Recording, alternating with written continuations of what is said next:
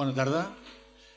Quan estàvem a l'escola i estudiàvem el tema de resolució de problemes, jo em recordo que el professor sempre ens deia per solucionar un problema el millor que s'ha de fer és definir-lo molt bé. Si està molt ben definit, la solució és molt senzilla. I si no està gaire ben definit, la solució que aplicaràs normalment no et portarà a l'objectiu que volies. I un dels problemes que tenim els catalans és que no sabem definir el nostre problema. Ho hem intentat des del 1714 i hem definit el problema a Catalunya, però com que no l'hem definit prou acuradament no ens n'hem sortit. Vam provar amb encaixar amb Espanya, vam posar aquest tema, no ens ha sortit.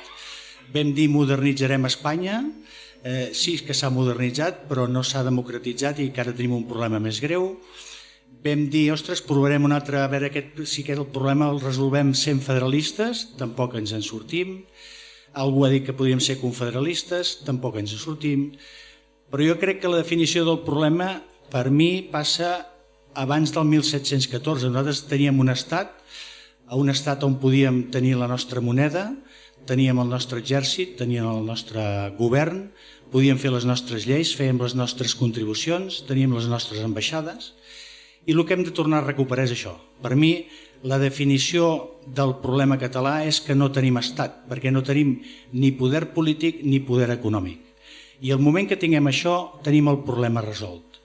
Jo avui estic molt content perquè tant Esquerra Republicana, que ha treballat molt i segueix treballant per la independència de Catalunya, i Solidaritat, que ha presentat un projecte prou innovador, perquè jo quan el vaig veure al Parlament em va encantar, que és dir quins pressupostos tindríem si no tinguéssim l'espoli fiscal i aquests diners els destinguéssim en el pressupost del 2011.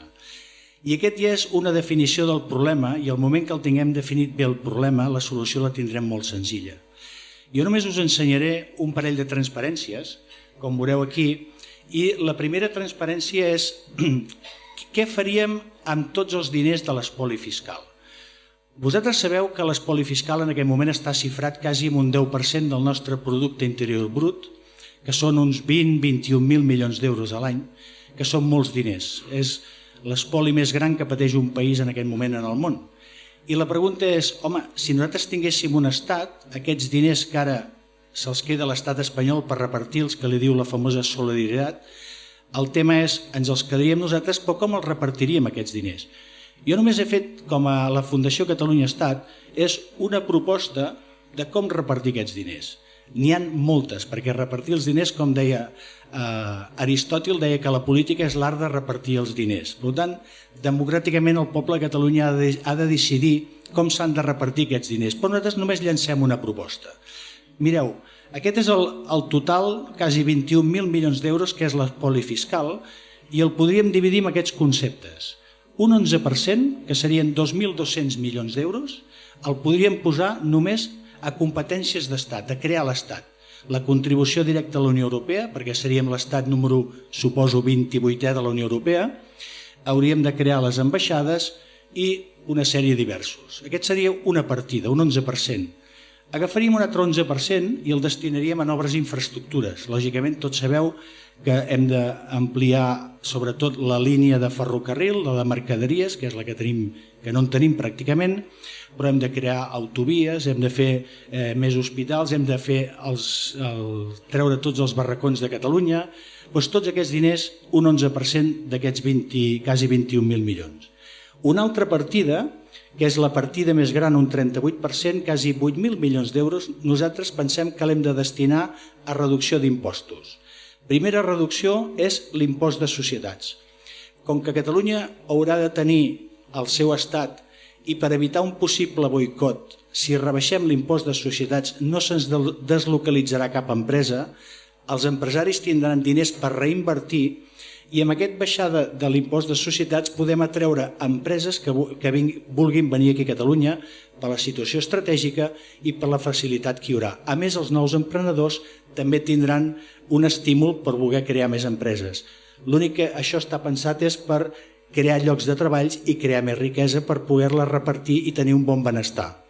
Una altra partida és reduir l'IRPF en tots els seus trams pràcticament un 25%.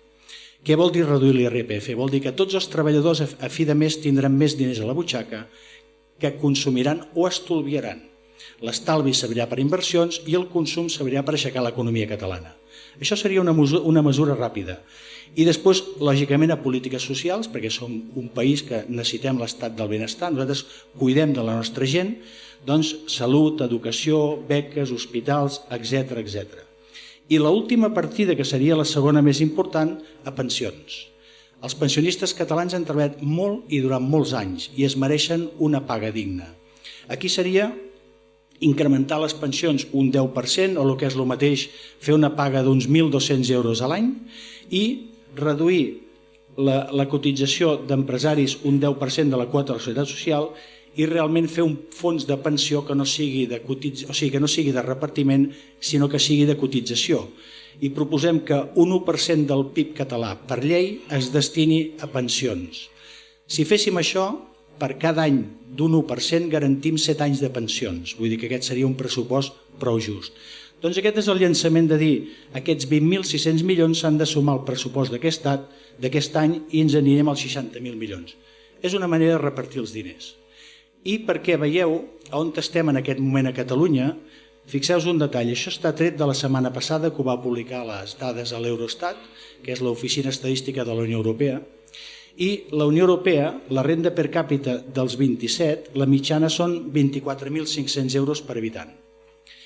Espanya està en el lloc número 12, que és un 1% per sobre la mitjana amb 24.700 euros. La Catalunya autonòmica, l'actual, estem a la posició entre el 10 i l'11 amb 27.053 euros. Però si fóssim un estat independent, aquí hem de sumar l'espoli fiscal que patim cada un dels ciutadans i hem de sumar els 2.750 euros. Amb aquesta suma, Catalunya ens aniríem a 29.600 euros, o sigui que seríem el 7è estat de la Unió Europea amb renda per càpita. Això està molt bé, però és que l'any passat érem el 4è estat. Hem perdut. Clar, lògicament la crisi és molt dura, la crisi internacional, però per nosaltres la crisi més dura que patim els catalans és l'espoli fiscal per part de l'estat espanyol. Aquest és el que ens condemna a nosaltres. Però el futur és aquest. Vull dir, seríem el 4è estat i amb la creació de riquesa, lògicament, l'objectiu seria anar saltant amunt. Per això, per mi, la resolució del problema català és tenir un estat propi. Moltes gràcies.